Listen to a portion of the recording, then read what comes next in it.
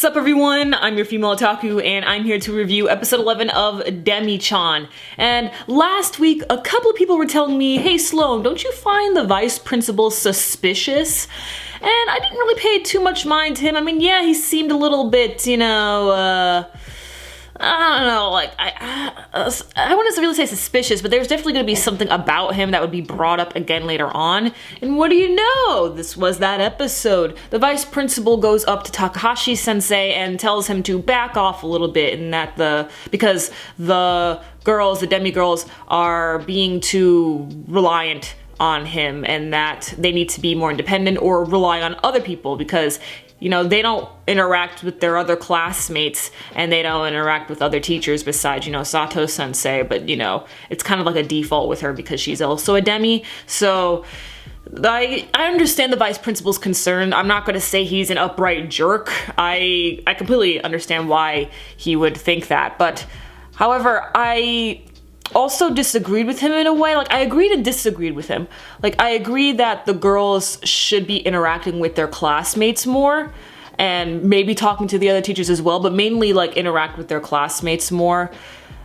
But I also disagreed with him because Takahashi-sensei, he's not intrusive, okay? It's not like he goes up to the girls. They go over to him because he's helpful to them.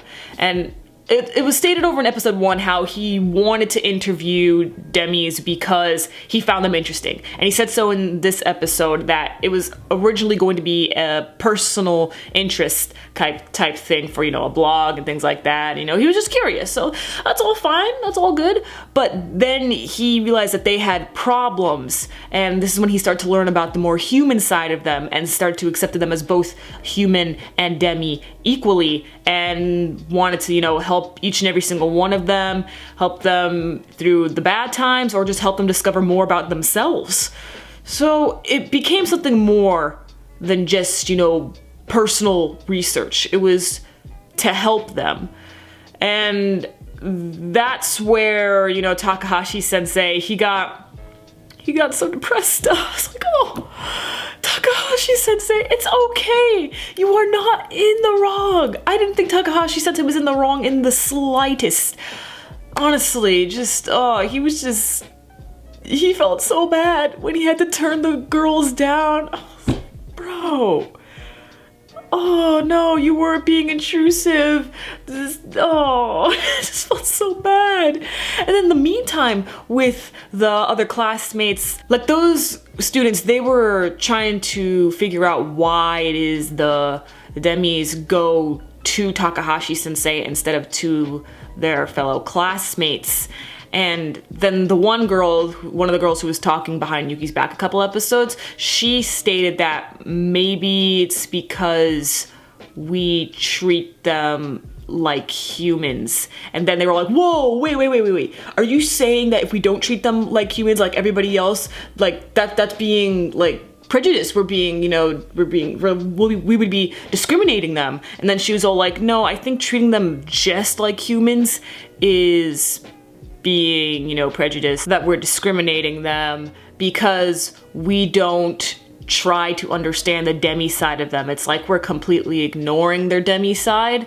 And so that really opened my eyes. I was like, what? Like, ooh, she just dropped some knowledge on our asses. Like, whoa, okay. And that makes sense. And it makes even more sense as to why they confide in Takahashi-sensei, not just because he helps them, but because he understands and sees them as both human and demi, not just a demi, not just a human, but as both equally.